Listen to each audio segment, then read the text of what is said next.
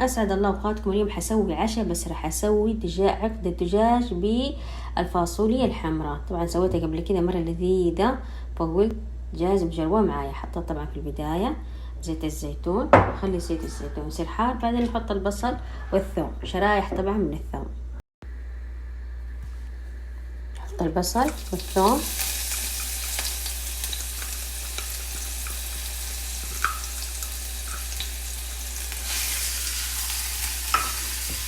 خلي البصل يمشقر على خفيف، بس شقر معايا على خفيف. راح احط عندي هنا دبس الفليفلة اللي سويه انا، احط تقريبا ملعقة ونص. اقلب، بعد كده احط طماطم مقطعة، وخلي الطماطم لما تذبل عندي. طبعا هنا هحط البهارات.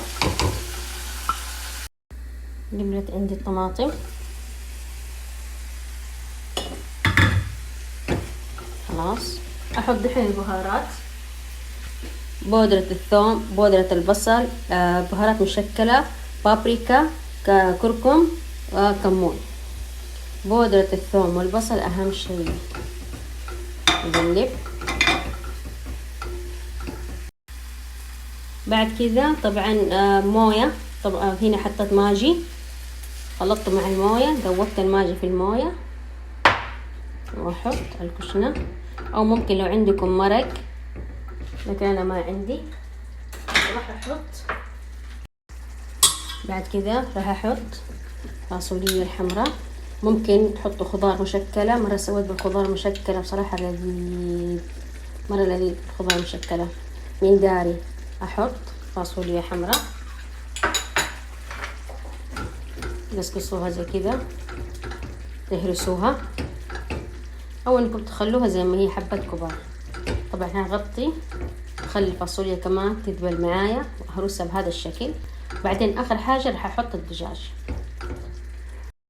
انهرست معايا خلاص. دحين هنا دجاج عندي هنا دجاجة، سويت مندي، بقي معايا جزء من الدجاج طبعا نظيف، خلاص احطه واقطعه. ممكن انكم تسلقوا دجاج، ممكن لو كان عندكم بواقي دجاج حطوا، لا ترموه، بس يكون نظيف طبعا ما تاكل ولا شيء. خلاص بهذا الشكل. وحزود شوية موية كمان، 5 دقائق واطفي النار. تزينوا بالبقدونس بالكزبرة زي ما تحبوا، شيء بسيط. خلاص وغطي النار 5 دقائق. طبعا اخر حاجة هذا الكرفس، انا راح احط مرة كرفس.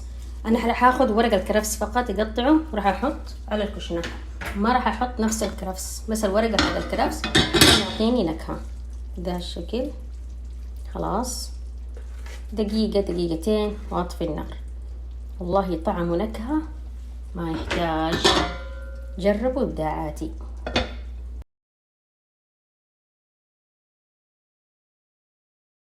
قبل لا اطفي النار احط جبنة موزاريلا. مرة حطيت جبنة شيدر وجبنة موزاريلا، طلعت الطبخة مرة لذيذة. خلي الجبنة بس تذوب، طبعا غطي، خلي الجبنة بس تذوب، بعدين خلاص شوفوا كيف الطعم.